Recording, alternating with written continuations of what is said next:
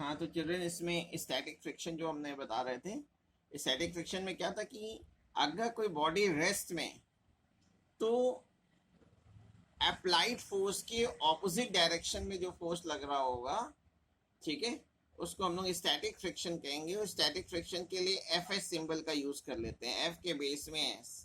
जिस डायरेक्शन में body move करेगी उसके ऑपोजिट लगेगा। और स्टैटिक फ्रिक्शन का ये फॉर्मूला होता है F S is equal to होता है mu S R, mu S R. इसमें आपको मालूम है कि किसी भी बॉडी का जो वेट होगा, वेट तो वर्टिकली डाउनवर्ड एक्ट करेगा और ग्राउंड उस पर एक रिएक्शन लगाएगी, आर। आर को बोलते हैं नॉर्मल रिएक्शन, ठीक है। तो आर की वैल्यू इस डायग्राम से आप देख सकते हो कि आर की वैल्यू एम जी के इक्वल होगी, वेट के इक्वल होगी अगर हॉरिजॉन्टल सरफेस है। इसमें म्यू एस को बोलते हैं, म्यू एस कहलाता है coefficient of static friction, coefficient of static friction, ठीक है। तो ये स्टैटिक फ्रिक्शन हो गया। अब सेकेंड फ्रिक्शन होता है limiting friction. Limiting friction, limiting friction में भी बॉडी रेस्ट में ही होती है, लेकिन बस चलने ही वाली होती है।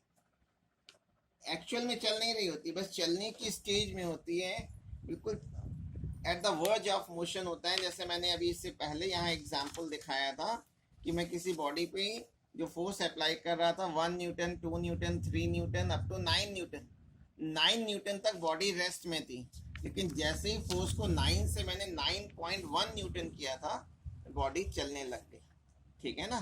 तो जब तक बॉडी रेस्ट में, तो उस समय जो स्टैटिक फ्रिक्शन की जो मैक्सिमम वैल्यू होगी, 9 न्यूटन तक बॉडी रेस्ट में थी, तो 9 न्यूटन जो होगा वो हमारा लिमिटिंग फ्रिक्शन कहलाएगा। लिमिटिंग फ्रिक्शन क्या होती है? स्टैटिक फ्रिक्शन की मैक्सिमम वैल्यू होती है। स्टैटिक फ्रिक्शन की मैक्सिमम वैल्यू को ही हम लोग क्या बोलते हैं? लिमिटिंग फ्रिक्शन, ठीक है। द मैक्सिमम वैल्यू ऑफ, तो इसको डिफाइन करना है, तो the maximum value of, the maximum value of static friction, static friction when a body is, when a body is at the verge of motion, चलने की कगार पर है, body is at the verge of motion but not actually moving, not actually moving, ठीक है। Actual में move नहीं करनी होगी, बस चलने ही वाली होगी, लेकिन चल नहीं रही होगी। तो फॉर्मूला तो यही होगा, यानी जो स्टैटिक फ्रिक्शन है इसकी जो मैक्सिमम वैल्यू होगी, मैक्सिमम वैल्यू, उसको हम लोग लिमिटिंग फ्रिक्शन कह देते हैं।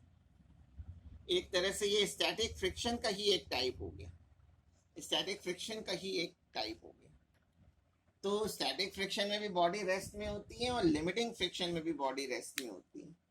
अब third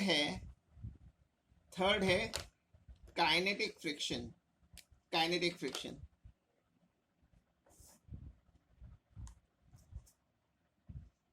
kinetic friction,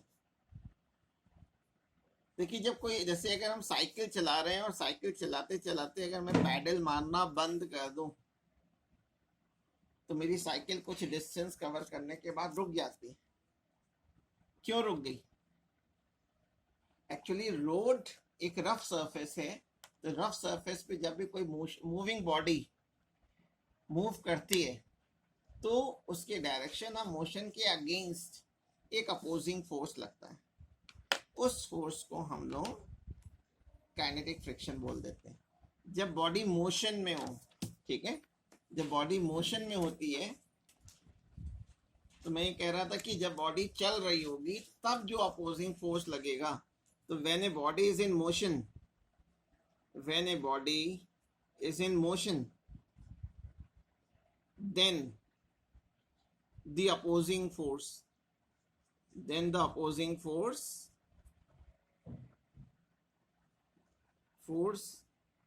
acting between then the opposing force acting between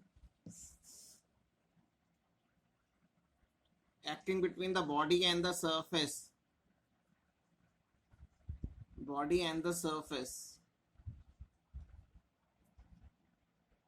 at a point of contact,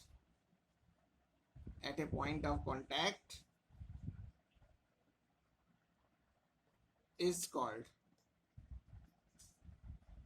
kinetic friction. ठीक है, काइनेटिक फ्रिक्शन में बॉडी मोशन में होगी और उस समय जो अपोजिंग फोर्स लग रहा होगा उसको हम लोग काइनेटिक फ्रिक्शन कह देंगे. और काइनेटिक फ्रिक्शन का जो फॉर्मूला होता है वो F के बेस में K लिख देते हैं. Fk is equal to mu K R. Mu K को बोलते हैं coefficient of kinetic friction. Mu K कहलाता है कोफिशिएंट ऑफ काइनेटिक फ्रिक्शन. और जो म्यू के की जो वैल्यू होती है चिल्ड्रन, म्यू के की जो वैल्यू होती है वो म्यू एस से कम होती है. म्यू एक्चुअली किसी भी सरफेस की रफनेस को बताता है कि कोई सरफेस कितनी रफ है. अगर कोई सरफेस परफेक्टली स्मूथ है तब उसके लिए म्यू की वैल्यू 0 हो जाती है. लेकिन अगर परफेक्टली स्मूथ नहीं है तो म्यू की वैल्यू ग्रेटर देन 0 होगी. अब जो मैंने 3 टाइप के जो फ्रिक्शन बताए हैं, 3 टाइप्स ऑफ एक्सटर्नल फ्रिक्शन बताया है. एक बताया है आपको स्टैटिक फ्रिक्शन, दूसरा लिमिटिंग फ्रिक्शन और तीसरा काइनेटिक फ्रिक्शन. इन तीनों फ्रिक्शन को हम ग्राफ में दिखाने जा रहे हैं. तो मैं अप्लाइड फोर्स और फ्रिक्शन फोर्स को एक ही ग्राफ में रिप्रेजेंट करूंगा. Graph between applied force and friction force. किस तरह से अप्लाइड फोर्स वैरी करने से फ्रिक्शन फोर्स वैरी करेगा उसको हम लोग ग्राफ में शो कर रहे हैं. ठीक है, तो मैंने क्या किया है कि अलोंग वाई एक्सिस में फोर्स ऑफ फ्रिक्शन को लेके चल रहा हूँ और along x axis applied force ले रहा हूँ. तो मैंने एक्स एक्सिस के अलोंग अप्लाइड फोर्स लिया हुआ है. जो चीज वैरी करती है उसको हमेशा एक्स एक्सिस के अलोंग लेते हैं. ठीक है, और जो चीज इस पे डिपेंड करेगी, एक्स एक्सिस पे डिपेंड करेगी, उसको वाई एक्सिस पे लिया जाता है. तो ये फ्रिक्शन फोर्स. अप्लाइड फोर्स को कैपिटल एफ से लिखते हैं, फ्रिक्शन फोर्स को स्मॉल एफ से. देखिए, इनिशियली जब आपने कोई फोर्स नहीं लगाया है, जब कोई भी अप्लाइड फोर्स हमने किसी बॉडी पे कोई फोर्स अप्लाई ही नहीं किया है, जब हम कोई फोर्स अप्लाई नहीं करेंगे तो फ्रिक्शन फोर्स भी नहीं होगा. लेकिन जैसे जैसे अप्लाइड फोर्स हम बढ़ाते हैं वैसे वैसे ही फ्रिक्शन फोर्स भी सेम प्रोपोर्शन में बढ़ता जाता है. तो बिल्कुल एक स्ट्रेट लाइन होगी.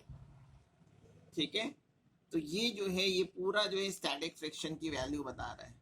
और स्टैटिक फ्रिक्शन की जो मैक्सिमम वैल्यू होगी, मैक्सिमम वैल्यू, वो हमारा लिमिटिंग फ्रिक्शन कहलाता है. और लिमिटिंग फ्रिक्शन के बाद वैल्यू स्लाइटली लेस हो जाती है. उसके बाद ग्राफ एक कांस्टेंट ग्राफ हो जाता है. इस वाले ग्राफ में ये जो है ये स्टैटिक फ्रिक्शन को बता रहा है. और इसकी जो मैक्सिमम वैल्यू है, ये ए वाला पॉइंट, ये लिमिटिंग फ्रिक्शन कहलाता है. लिमिटिंग फ्रिक्शन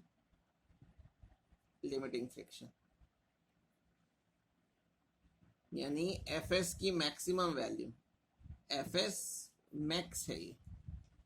और ये जो है Fs को बता रहा है, Fs. और ये इधर वाला पार्ट जो है वो काइनेटिक फ्रिक्शन को बता रहा है. ये काइनेटिक फ्रिक्शन यहाँ लिख दें या यहाँ लिख सकते हैं, ये काइनेटिक फ्रिक्शन. तो आप देख रहे होंगे इस ग्राफ में कि जो काइनेटिक फ्रिक्शन होता है वो स्लाइटली लेस होता है स्टैटिक फ्रिक्शन से. ये भी स्टैटिक फ्रिक्शन है. और स्टैटिक फ्रिक्शन की जो मैक्सिमम वैल्यू है वो मैं यहाँ पे लिख सकता हूँ. स्टैटिक फ्रिक्शन ये स्टैटिक फ्रिक्शन वाला पार्ट है।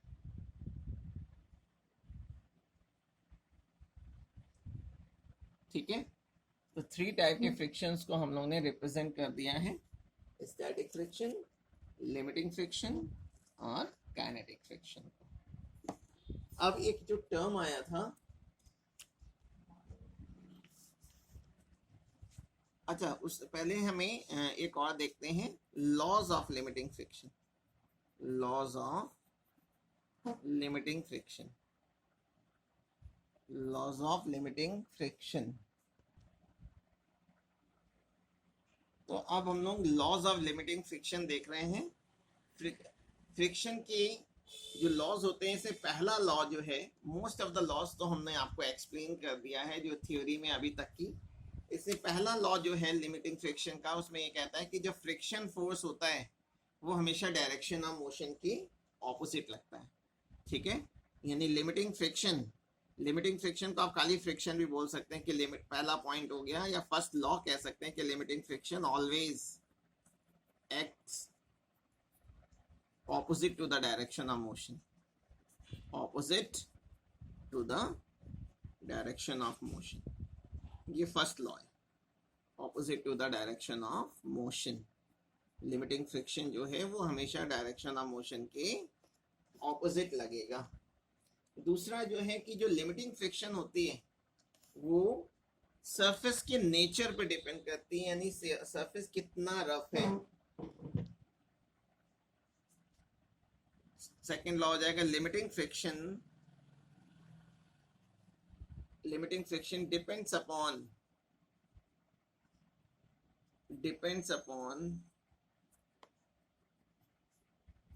The nature of the surface.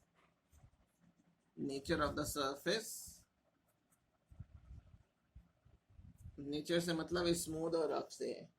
ठीक है, depends upon the nature of the surfaces and their state of roughness।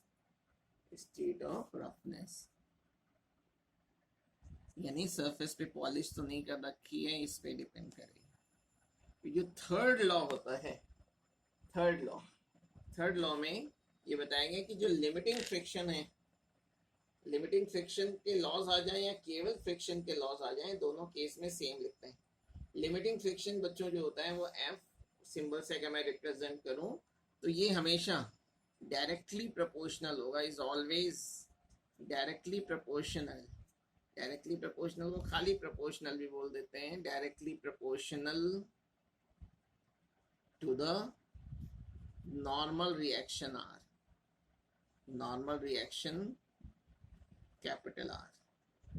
ठीक है, यानी F is directly proportional to R और F is equal to mu R। तो friction force जो है वो नॉर्मल रिएक्शन पे डिपेंड करता है। और फोर्थ पॉइंट है इसमें कि जो लिमिटिंग फ्रिक्शन होगा, यानी जो फ्रिक्शन फोर्स एक्ट करेगा वो हमेशा बॉडी और सरफेस के पॉइंट ऑफ कांटेक्ट पे, यानी उसको टच करते हुए, यानी टेंजेंशियली लगेगा। ठीक है, तो ये फोर्थ पॉइंट है कि limiting friction acts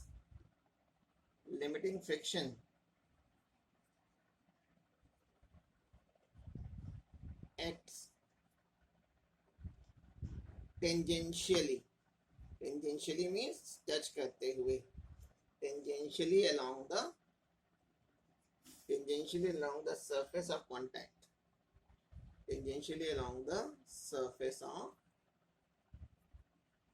contact of two bodies. जहां दो बॉडीज एक दूसरे के कॉन्टैक्ट में हैं वहां पर लगेगा। ठीक है, ये 4 पॉइंट्स हैं लॉज ऑफ लिमिटिंग फ्रिक्शन के। यहां तक आपको